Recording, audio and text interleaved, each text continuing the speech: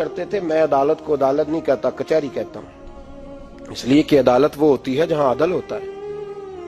یہاں تو حال یہ ہے، بتائیے وکیل کو نہیں پتا ہوتا کہ جو میرے پاس آیا یہ غلط آدمی ہے، وہ اس کی حمایت کرتا ہے کہ نہیں، اس کے ساتھ چلتا ہے کہ نہیں، جھوٹ کے ساتھ آخر تک لڑتا ہے کہ نہیں لڑتا، جو گواہ بن کے جا رہے ہوتے ہیں انہیں پتا ہوتا ہے کہ نہیں کہ ہم جھوٹے کی گواہی دینے جا رہے ہیں، تو پھر کیا سارا ظلم حکومتیں کر رہی ہیں؟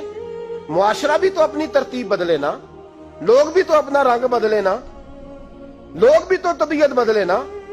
کون منتخب کرتا ہے انہیں ظالموں کو؟ عوام، اور پھر اس کے بعد شکوہ بھی عوام ہی کرتی ہے۔ خدا را تقاضے سمجھو، مزاج سمجھو، طبیعت سمجھو اسلام کی۔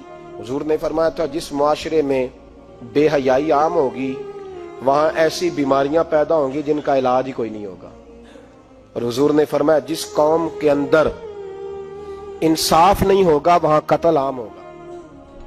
انصاف نہیں، جب تک مجرم کو سزا نہیں ملتی، جب تک مجرم کو سزا نہیں ملتی اتنی دیر تک لوگوں کے لیے وہ نشان عبرت نہیں بنتا۔ حضرت عمر فاروق رضی اللہ تعالیٰ عنہ جناب زید بن ثابت رضی اللہ تعالیٰ عنہ کو خود قاضی بنایا تھا۔ حضرت ابی بن کعب رضی اللہ تعالیٰ عنہ نے نا حضرت عمر پر مقدمہ کر دیا حضرت زید بن ثابت کی حکومت میں، خود حضرت عمر پر۔ جناب عمر جب پہنچے نا وہاں سب لوگ بیٹھے رہے، ایک شخص کہنے لگا تم اپنے امیر کے لیے کھڑے نہیں ہوئے، تو زید بن ثابت کہنے لگے چپ کر جا، ان پر مقدمہ ہے، وہ حساب دینے آئے ہیں، امیر المومنین بن کے نہیں آئے۔ سامنے کھڑا کیا تو گفتگو کے دوران کوئی ایسا موقع آیا کہ حضرت عمر کو قسم دینی پڑی، تو حضرت زید بن ثابت حضرت ابی بن کعب سے کہنے لگے یار لحاظ کر، وہ فاروق اعظم ہے، امیر المومنین ہے ہمارے، اور تو ان سے قسم کا مطالبہ کر رہا ہے۔ حضرت سیدنا فاروق اعظم کی طرفداری میں بات کی نا، تو حضرت سیدنا عمر فرمانے لگے زید اس مقدمے کا فیصلہ کر لو اور اس کے بعد میں تمہیں معزول کر دوں گا، تم تو اہلیت ہی نہیں رکھتے۔ حضور کیا ہوا؟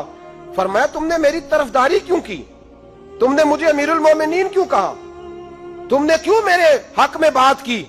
اگر میں اور تو اس طرح کرنے لگیں گے تو امت کو عدل کون دے گا؟ اگر میرا اور تیرا یہ رنگ ہو جائے گا، کیوں تو نے مجھے امیر المومنین کہا؟ اس وقت میں اپنی صفائی دینے آیا ہوں، عمر بن خطاب سے زیادہ میرا کوئی تعارف نہیں ہونا چاہیے، کیوں تم نے یہ لفظ کہے؟ اور فرمایا اگر مجھ پر قسم آئے گی اور جو میرے اوپر لاگو ہوگا مجھے وہ کام کرنے کا تمہیں حکم کرنا چاہیے تھا۔ یہاں تو حال ہی کوئی نہیں، مزاج ہی کوئی نہیں۔ ہماری قوم بڑی سمجھدار ہے، حکمران بھی بڑے سمجھدار ہیں۔ ممتاز حسین قادری رحمت اللہ علیہ کو پھانسی ہوئی تو لوگ کہنے لگے مولوی شدائی ہو گئے، فیصلہ تھا عدالت کا تو ماننا چاہیے تھا۔ ایک فیصلہ ایک پیپلز پارٹی کے سابقہ صدر کے بارے میں بھی عدالت نے دیا تھا، اور پھر آپ کی پارلیمنٹ نے اس فیصلے کو کنڈم کیا، مذمت کی، اور اٹھ کے کہا گیا کہ ہم مذمت کرتے ہیں، فیصلہ غلط تھا۔ جب حضرت ممتاز قادری کے حق میں فیصلہ آئے تو اس وقت لوگ بولتے ہیں، کہتے ہیں دیکھو جناب عدالت کا فیصلہ ہے اور مولوی کہہ رہے پھانسی نہ دو۔ اور جب ایک شخص پر، ایک عام آدمی پر فیصلہ آئے اور بڑی عدالت کرے اور وہ چوکوں چوراہوں میں کھڑا ہو کے کہے کہ ہم اس فیصلے کو نہیں مانتے، پھر کوئی آدمی نہیں بولتا۔ پھر کسی جگہ ہم نے کہا تھا بچ جا، تو رسول اللہ صلی اللہ علیہ وسلم کی ناموس والوں کا لحاظ کر، اللہ رسول تیرا خیال فرمائیں گے۔ لیکن یہاں عدل اور انصاف کے تقاضے بڑے عجیب ہیں، غریب کے حق میں فیصلہ اور ہے اور امیر کے حق میں فیصلہ